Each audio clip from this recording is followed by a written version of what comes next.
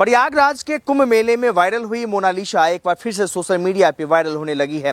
पहले आपने देखा कि मोनालिसा ने फरहान से शादी की और तमाम चीज़ों को लेकर जो है कहीं ना कहीं उसे प्रोवोक किया गया। बहरहाल एक बार फिर से चर्चा का विषय ये है कि मोनालिसा की जो उम्र है वो 16 साल बताई जा रही है, यानी कि मोनालिसा इस वक्त जो है नाबालिग है। हालांकि उसने कहा था कि मेरी उम्र 18 वर्ष है। इस बात को लेकर सनोज मिश्रा ने भी, जो कि उसके पूर्व डायरेक्टर रहे हैं, उन्होंने भी जो है फरहान एक्टर पे जो है कहीं ना कहीं FIR दर्ज किया। और इस समय हमारे साथ बात करने के लिए जो मौजूद हैं वो मोनालिसा के को एक्टर मुकेश पाल जी है। मुकेश पाल जी, बहुत बहुत स्वागत है आपका। हेलो, कैसे हैं? बहुत बढ़िया, ज़बरदस्त। आज हमें बहुत बड़ी खुशी है कि सच का विजय हुआ। अच्छा। हम लोग, हमारा संघर्ष जो डे वन से था, हम लोग लड़ते रहे, तकलीफ़ें आई और दिक्कतें आई, धमकियां आई, हत्या की धमकियां आई सनोज मिश्रा पर, मेरे पे एलिगेशन लगाए गए, पर हम लोग डरे नहीं। अच्छा। डटे रहे। हमें पता है सत्य की विजय होगी, तो आज जीत मिली है और आगे भी लड़ाई लड़ते रहेंगे हम लोग। सबसे पहले आपके ऑडियंस को, आपके दर्शक को मेरी तरफ से और द डायरी ऑफ मणिपुर की तरफ से मुकेश पाल का धन्यवाद। जय श्री राम। और यहाँ से स्टार्ट करते हैं। सबसे बड़ी बात, आज मुझे गाना याद आ रहा है और वो गाना मुझे बहुत अच्छा लग रहा है जो इन जिहादियों के लिए बोलना चाहिए। ठीक है। मोनालिसा मोनालिसा भाग गई रे, मोनालिसा मोनालिसा भाग गई रे, भाग भाग कर, भाग भाग कर, थक हार कर, मोनालिसा मोनालिसा आ गई रे, मोनालिसा मोनालिसा आ गई रे। लब जिहाद का हुआ खात्मा, लब जिहाद का हुआ खात्मा, मोनालिसा मोनालिसा आ गई रे। हिंदू हो तो हिंदू की ताकत बनो, हिंदू हो तो हिंदू की ताकत बनो। लव जिहाद को खत्म करने के लिए हमारी आवाज बनो। भारत को हिंदू राष्ट्र बनाएंगे, देशद्रोहियों को देश से भगाएंगे। जय श्री राम। मुकेश जी, क्या कहेंगे, जिस तरीके से आप उसके को एक्टर रहे हैं, मोनालिसा को लेकर जो है सोशल मीडिया पे बहुत सारी बात हो रही है। पहले आपने देखा कि उसने फरहान से शादी कर लिया, उसने तमाम बातें कही। उसने कहा कि ये शादी जो है पहली मेरी शादी नहीं है, इससे पहले भी कई जो एक्ट्रेस हैं उन्होंने भी शादी की। बहरहाल सवाल ये उठता है कि मोनालिसा को लेकर आखिरकार फरहान किस तरीके से उसको जो है अपने चंगुल में फंसाया, किस तरीके से पूरा जाल साज बिछाया, उसको कैसे देखते हैं आप? एक्चुअली सर, ये चीज़ तो हमें पता ही था कि मोनालिसा एक मासूम लड़की है, अभी बच्ची है वो। ठीक है। और जो फरहान है वो काफ़ी मैच्योर है, एजड है, 40-45 साल का है। ठीक है। और सबसे बड़ी बात है कि मोनालिसा जो उठी है गंगा मैया के यहाँ से उठी है। ठीक है। और ये देश के लाखों लड़कियों के लिए एक उदाहरण है, एक मिसाल है, एक नैरेटिव सेट किया गया है कि एक कोई हाई प्रोफाइल की नहीं है, पढ़ी लिखी नहीं है, कुछ नहीं है, माला बेचने वाली सिंपल सी लड़की थी। वहाँ से सनोज मिश्रा ने इसको उठाया और क्लासें करवाई, एक्टिंग की, पढ़ाई लिखाई की, बच्चे की तरह उसको पाला, बच्चे की तरह ट्रेनिंग दिया और एक अभिनेत्री बनाया। जो मुंबई में ऐसे लाखों हजारों लड़कियां तरस रही होती हैं, लेकिन मोनालिसा को यहाँ से सनोज मिश्रा ने उठाया, अपने बच्चे की तरह माना, पाला पोसा। तो हमारी 90% फिल्म शूट भी हो गई। ठीक है। लेकिन इन जिहादियों को हजम नहीं हुई। ऑलरेडी ये हमारी फिल्म को बंद कराने को लेके, सनोज मिश्रा के हत्या को लेकर, सनोज मिश्रा को फंसाने को लेकर कोई ना कोई जिहादी रचते रहते हैं, कोई ना कोई कहानी। सेम इसी तरह अब भी हुआ कि 90% हमारी फिल्म पूरी शूट हो गई। उन जिहादियों ने क्या किया, फरहान एक जरिया है, फरहान सिर्फ एक जरिया है।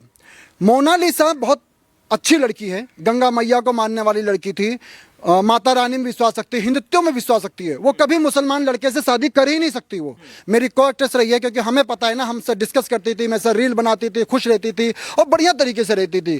कभी वो मुसलमान को पसंद ही नहीं करती थी। एक्चुअली क्या होता है, मुसलमानों को ट्रेनिंग दी जाती है किस तरीके से आप हिंदू लड़कियों को पटाओगे, क्या क्या उनकी खूबियां होती, किस तरीके से उनके दिल की बात जान पाओगे और उनको अपनी तरफ अट्रैक्ट कर पाओगे। वो फरहान को प्रॉपर ट्रेनिंग मिली हुई थी कि आप मुसलमान बन के जाओगे तो कभी आपकी दाल नहीं गलने वाली। वो हिंदू बनकर आया था, वो लकी बनकर आया था और वो रुद्राक्ष पहनता था, वो पूजा पाठ करने वाला लड़का था। इस तरीके से दीदी दीदी करके उससे बात करता था। ठीक है। मोनालिसा को इस तरीके से उसने अपने जाल में फंसाया, पूरी तरीके से फंसा लिया। पूरी तरीके से फंसाने के बाद में क्या हुआ, उसको बड़े सपने दिखाए कि हम तुम्हें बहुत बड़ी हीरोइन बना देंगे, सुपर डुपर हीरोइन बना देंगे। और उसके बाद क्या हुआ, उसे केरल बुलाते हैं, उसके पापा को केरल बुलाते हैं, और उसके बाद तो पापा को धक्का मार के निकाल देते हैं और उससे शादी कर लेते हैं। क्या जरूरत है इतनी जल्दी शादी करने को लेके? फरहान का पीएफआई से बहुत बड़ा कनेक्शन है, जैसा कि बहराइच वाला जो वो बाबा पकड़ा गया था। मैं कहता हूँ इस पर, फरहान पर एक्शन होना चाहिए। इस पर नेटवर्क बहुत तगड़ा है। क्या जरूरत थी इतने बड़े क्या जरूरत थी इनको केरल में जाके शादी करने को लेकर? केरल में लव जिहाद का एक अड्डा बना पड़ा हुआ है केरल। आखिर इतनी जल्दी शादी की क्या जरूरत थी मोनालिसा को या फरमान को? ये जब दोनों की मुलाकात कैसे हुई, हम हमारे दर्शक भी इस बात को जानना चाहते हैं। शूटिंग पे उन दोनों की बातचीत होती थी, आखिरकार इतनी नज़दीकियाँ क्यों? और सनोज मिश्रा को लेकर जो लगातार वो बात कह रही थी कि मुझे सनोज मिश्रा के द्वारा छेड़ा गया, सनोज मिश्रा डायरेक्टर को लेकर कहा गया कि बहुत ही घटिया इंसान है, मुझे जगह जगह छुआ करता था, वो जिस तरीके से आरोप लगा रही थी। मैं ये जानना चाहता हूँ कि फरहान और ये जो मोनालिसा है, दोनों के बीच में नज़दीकियाँ कैसे बढ़ गई? एक्चुअली क्या होता है कि फरहान उसने क्या किया, पहले तो वीडियो कॉल के थ्रू बातचीत करता था, वो थोड़ी थोड़ी एक्टिंग सिखाता था और सपने दिखाता था कि भाई मैं तुम्हें बहुत बड़ी एक्टर बना दूंगा, बहुत बड़ी एक्ट्रेस बना दूंगा मैं, ठीक है, सुपर डुपर जाओगी, नहीं तो फिर तुम्हारी ज़िंदगी दोबारा माला बेचने में चली जाएगी। उसको थोड़ा थोड़ा भरोसा होता रहा। एक्चुअली क्या हुआ, जब हमारी इंदौर में ट्रेनिंग चल रही थी ना, तो वहाँ पर जो एक टीचर था जो साउथ से बिलोंग करता था, उसने साउथ की तरफ कांटेक्ट कराई, वहाँ से साउथ का कनेक्शन शुरू हो जाता है। वहाँ से मोनालिसा को ड्रीम दिखाया गया, साउथ फिल्म दिखा के कि हम तुम्हें एक मलयालम फिल्म दे रहे हैं, मलयालम में बहुत बड़ी हिट जाएगी, बहुत बड़ी सुपर डुपर जाओगी, बहुत बड़ी हीरोइन बनोगी। इस तरीके से बातचीत कन्वर्सेशन स्टार्ट हो गई। जब कन्वर्सेशन दोनों की स्टार्ट हो गई तो धीरे धीरे धीरे धीरे वो उसके अंदर तक समाने लगा, उसकी बातों में आने लगा। उसने अपने आप को फरमान नहीं बताया, उसने बताया कि मैं लकी हूँ, ठीक है। लकी के हिंदू के नाम से उनके यहाँ आने जाने भी लगा, मंदिर भी जाने लगा, सारी बातें भी जानने लगा। धीरे धीरे धीरे धीरे करके मोनालिसा को अपने टेप जाल में फंसा लिया। फंसा के जब उसके बाद केरल लेके जाता है और उसके बाद उसके पिता को धक्के मार के पुलिस में करके सारी चीज़ें दुनिया को पता है। उसके बाद जाके जब शादी करता है तब पता चलता है फरमान है ये। उस टाइम मोनालिसा एक बच्ची है, नादान है, ना समझ है। उसको जब ये सब समझ में नहीं आया कि उसके साथ हो क्या रहा है, ठीक है, वो इतनी समझदार नहीं है। वो अगर इतनी समझदार होती तो आप खुद सोचिए, 2025 में उसने अपने आप को 16 साल का बताया था और अभी 2026 में सीधा 18 साल कैसे हो सकती है? उसके डॉक्यूमेंट में चेंज किया गया, ठीक है, जो और उसको बार बार मनगढ़ंत कहानियां कही गई। रही छेड़छाड़ वाली बात, मैं कहता हूं चलो उसकी बात को मैं मान लेता हूं, एक बार को मान लेते हैं। लेकिन ये बताइए कि जब आपको चोट दिया गया है, जख्म दिया गया है, तो दर्द भी उसी टाइम होना चाहिए। 8 महीने बाद, 1 साल बाद, 2 साल बाद तो उसका एहसास नहीं होना चाहिए। उस टाइम जब आप शूट कर रहे थे तो हमारे साथ रील बना रहे थे, हमारे साथ वीडियो कर रहे थे, हमारे साथ एंजॉय कर रहे थे, पार्टियां एंजॉय कर रही थी, अच्छे से शूटिंग कर रही थी, अच्छे से मस्ती कर रही थी, तब तो आपको कहीं नहीं लग रहा था। अगर कोई पीड़ित महिला होती है, पीड़ित लड़की होती, तो मेरी वीडियो कितनी सोशल मीडिया पे वायरल है, कहीं भी इसकी तकलीफ नजर नहीं आ रही। पूरी यूनिट थी, 150 लोगों की, 100 लोगों की पूरी टीम होती है, किसी से जिक्र नहीं किया। तेरे पापा रहते थे, तेरी मम्मी रहती थी, तेरी बहन रहती थी, तब तो जिक्र नहीं किया। क्या तू वेट कर रही थी कि एक दिन फरमान नाम का लड़का लकी बनकर आएगा और उसके बाद तुम्हें ट्रैप जाल में फंसाएगा और तुम्हें केरल लेके जाएगा जहाँ जिहादियों का अड्डा है, और तुम्हें अपने फिर शादी करेगा, फिर तुम प्रेस कॉन्फ्रेंस करोगी, फिर वहाँ ड्रामा करोगी कि मुझे फंसाया है? दुनिया को तो पता है ना कि उसने प्रेस कॉन्फ्रेंस किया, बोल क्या रही है, हमें पता, हमारे साथ एक्टिंग की है उसने, हमें पता वो मोनालिसा का वो रूप है ही नहीं। एक टेक में 50-50 टेक देती थी एक शॉट में, और ओरिजिनल फेस वो है ही नहीं उसका, क्योंकि ओरिजिनल फेस हमें पता है, क्योंकि काम किया है, हमें पता है वो ओरिजिनल फेस नहीं है। उसको पता ही नहीं चल रहा कि बोल क्या रही है। खुद की वीडियो में कई बारी बोल रही है कि मुझे 9-10 बारी छेड़ा है ऐसे ऐसे करके, फिर दूसरी वीडियो में बोलती है मुझे 2 बारी छेड़ा है। उसको खुद को नहीं पता, डायलॉग ही याद नहीं कर पाती, यही प्रॉब्लम उसके अंदर, डायलॉग ही याद नहीं कर पाती। वो सेट पे भी यही करती थी, उसको प्रॉपर ट्रेंड ही नहीं किया गया है।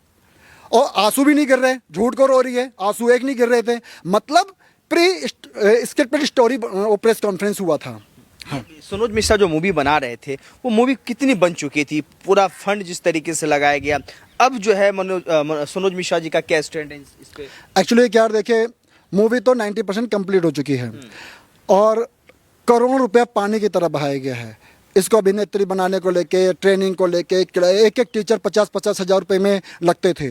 इसके ट्रेनिंग के टीचर के लिए एक पढ़ाई वाला अलग होता था, थिएटर वाला अलग होता था, डांस वाला अलग होता, फाइट मास्टर अलग होता था। तो और फिर उसका बाद रूम रेंट का किराया, फिर खाना पीना रहना, और सबसे बड़ी बात है कि इनकी दारू, मोनालिसा दारू भी पीती है। अच्छा। हाँ, मोनालिसा दारू भी पीती है। उसके बावजूद भी इतना लंबा खर्चा होता है, करोड़ रुपए पानी की तरह बहाया, आज कर्जे में डूबे पड़े हैं सोनोज मिश्रा जी। सबसे बड़ी बात है, माइनर है ये। माइनर होने के बाद अभी इन पर जिहादियों पे एक्शन लिया जाएगा, इन पे पॉक्सो एक्ट लगवाया जाएगा, क्योंकि अभी ये माइनर साबित हो चुकी है।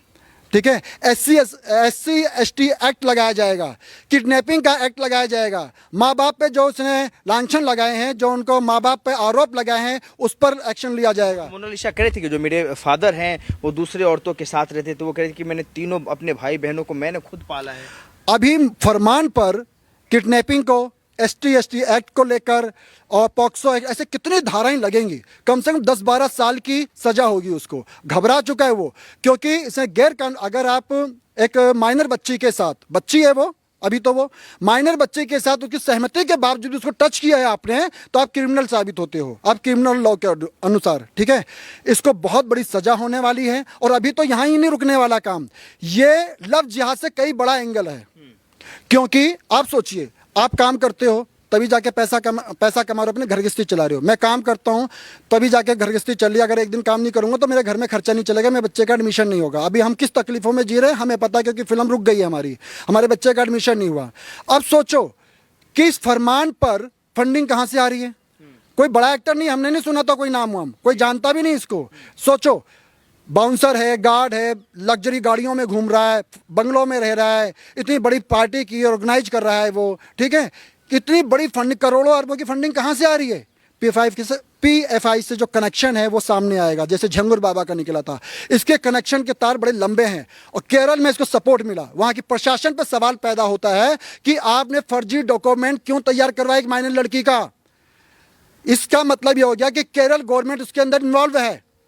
पूरा केरल गवर्नमेंट पूरा लव जिहाद का केंद्र बन चुका है। केरल स्टोरी आपने देखा होगा, सेम वही चीज़ है केरल में। केरल में हमारी फिल्म का कहीं रोल नहीं है, मुंबई का कहीं रोल नहीं है। अगर इसको शादी करनी थी, बागपत आकर शादी करता, मुंबई करता, दिल्ली करता, कहीं करता। ऑलरेडी इसके पीछे नेटवर्क बहुत तगड़ा है।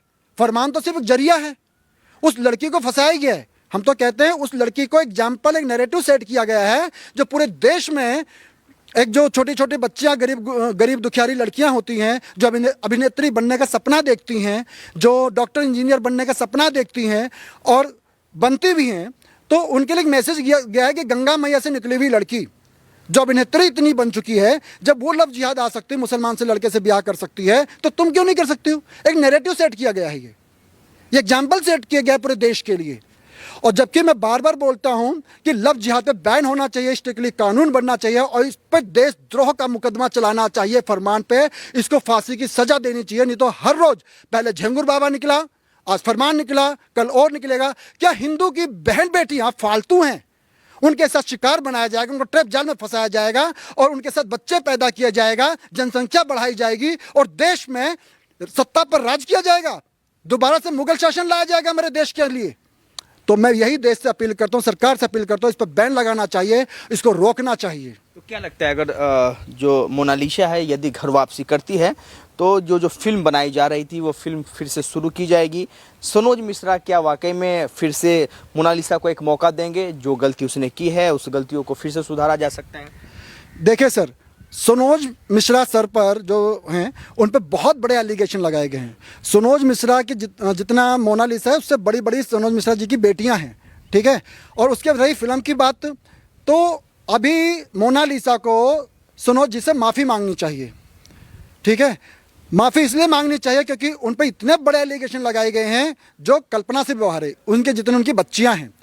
तो अभी ये एक्शन नहीं ले सकते फिल्म को लेकर, क्योंकि फिल्म को हमारा ऑलरेडी बड़ा नुकसान हो चुका है बहुत ज़्यादा। अभी तो पॉक्सो एक्ट चलेगा, अभी तो मानहानि केस हम लोग डालेंगे, अभी तो फरमान को लेकर बहुत सारी चीज़ें होनी है, क्योंकि हमारा जो नुकसान होना था हो गया। हमारी फिल्म, हमारा मान सम्मान, हमारी इज्जत की धज्जियां उड़ा चुकी है वो। और फिर भी हम कहते हैं वो बच्ची है, नादान है, ना समझ है, वो आके अगर माफ़ी मांग लेते हैं तो उसके लिए आगे सोचा जाएगा।